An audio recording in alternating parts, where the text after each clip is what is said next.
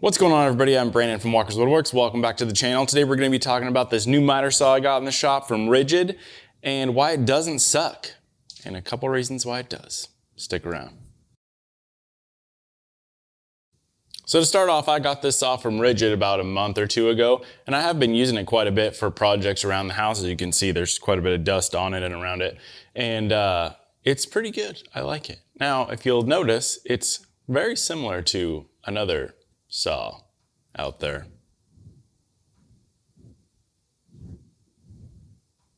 I'm sure you can figure out which one it is if you look close enough. Anyway, Ridgid's Tabletop Tools has a new manufacturer, so spindle sander, all that type of stuff. It's different. We'll say better. It's better. Things about this that I like versus the old Ridgid saw, because I did actually used to have a 12-inch Ridgid about, I don't know, 5-6 years ago when I very first started woodworking or whatever it was. I don't know how long ago it was. It was a while ago. I did not like it because it would not stay square. I don't care what you did, it wouldn't stay square. And that was like the biggest complaint from a lot of people that I knew that had that same saw. But this one does definitely not have that problem. It has several locking features as well as detents to keep it in place. This one is a sliding version or extending version, but you can see it has the arms instead of those big metal bars that a lot of them have. And what that does is allow you to put it flat up against the wall, especially if you don't have dust collection attached, but I do. But you could probably run this over to the side with an elbow, and then you could really put it flat against the wall, which saves shop space, which, you know, a lot of us need. It's actually not that heavy for being a 12-inch saw. And it also locks really well. It has a lot of different adjustments. I'll bring you guys in a second to show you exactly how to do all of that. There's chickens laying eggs. I don't know if you can hear it, but it's pretty loud.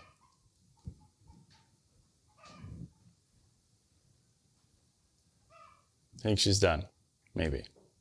So this right here is the back of the saw. I don't know how well you guys can tell, but this is the slide lock. It's got two different positions. Position 1 says baseboard, so it just brings it out a little bit past full lock back. And I'm sure there's a reason for that, but I don't know what it is. I'm not a finished carpenter, okay? I don't know. And then there's 2, which is full lock and just locks it all the way back. There's all kinds of stuff on here. What does this say?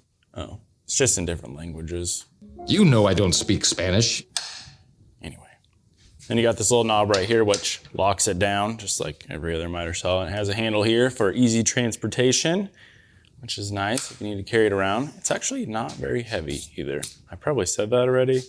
I apologize if I did. You know, when most guys do reviews on saws, they probably read the directions and know all the ins and outs of it.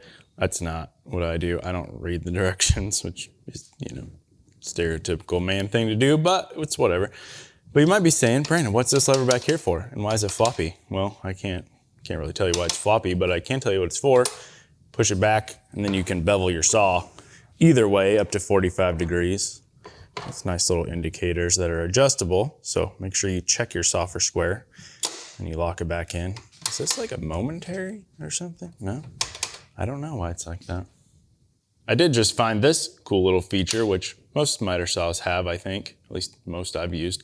It is a depth stop, so you can adjust this bolt here, and then it'll come down and touch that, and then your saw can't go down any further, which is good for half lap joints. So you put your board here, and then you set your depth, and then you can run your saw back and forth a bunch of times and get a really wide half lap and just clear it out with the chisel, and then you're good to go. So that's nice for that. What's this button for? Oh, it's blade lock. I haven't changed the blade, I'm using the stock blade, but that's your blade lock if you were curious. So these are your adjustments for horizontal bevel, I guess? I don't know what to do. This is bevel, that's bevel, maybe I'm wrong. Correct me in the comments, let me know what this is called versus this way. Vertical and horizontal bevel, that's what I'm calling it. But this is your adjustment area for the, what I call horizontal bevel. It has a lot of locks, you gotta flip that up, make sure this is turned that way, and then push this down to get out of the detents, which are these little notches right here. It spins super easy too. There's a lot of miter saws out there that are really hard to spin for some reason. And this one, you can let go of that button and just move it. You hear it lock into place, and that's hitting that detent. What I will say is make sure those detents are exactly square. I don't know about this saw. I haven't really like dialed it in perfectly yet. It's pretty close, but I've just been doing rough cut kind of stuff with it. But when you get down to finer woodworking, you want to really make sure your saw is square. And sometimes those detents are just a little off, but what you can do also is adjust the plate measurement with the detents in it. It's got these bolts in it and it's got a slot.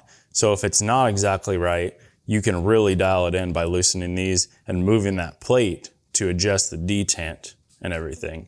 And then you can dial it in even further with your little arrow here. You loosen this and then you can move it back and forth and get it exactly on 0. And then clamp it back down, lock it down, you're good to go.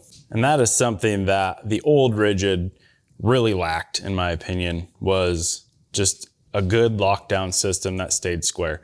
I don't care what I did.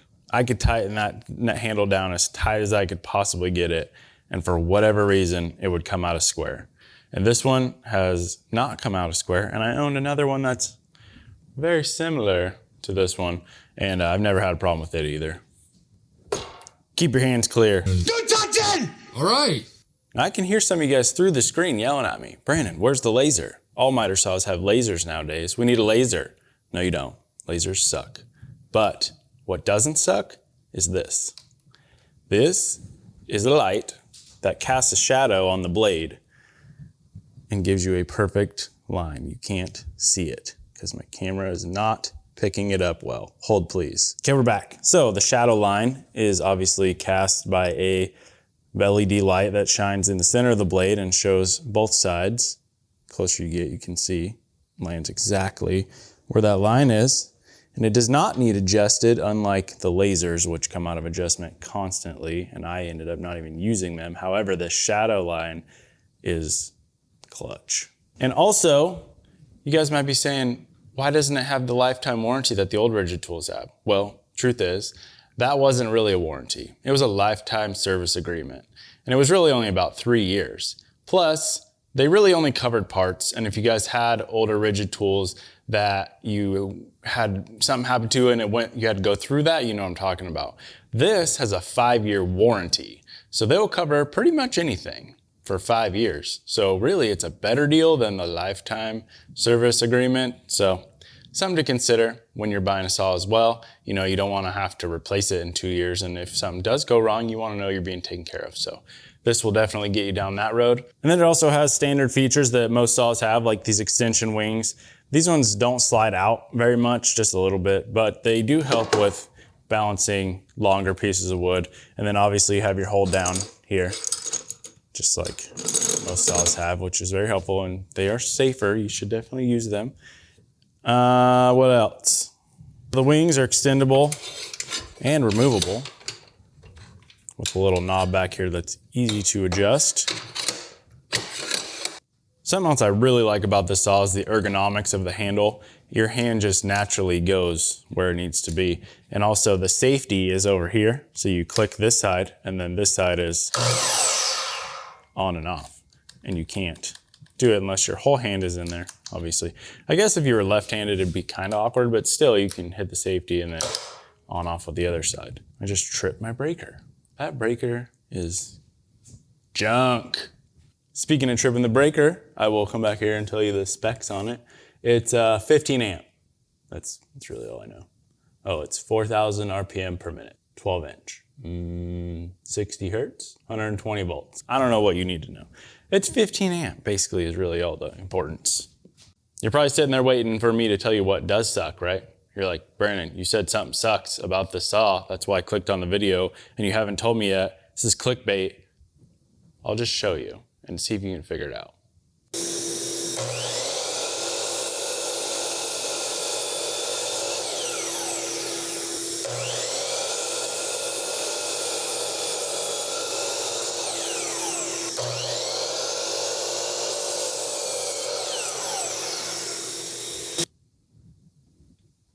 Can you guess? I guess it could be also included in the list of things that doesn't suck, because the dust collection is horrid. I'll just say that. Now let's be fair. On most miter saws, the dust collection doesn't work very well. That's why everybody builds hoods and makes their own stuff. and all that stuff. So I mean, is that really like a huge downfall? Can we blame them? I don't know.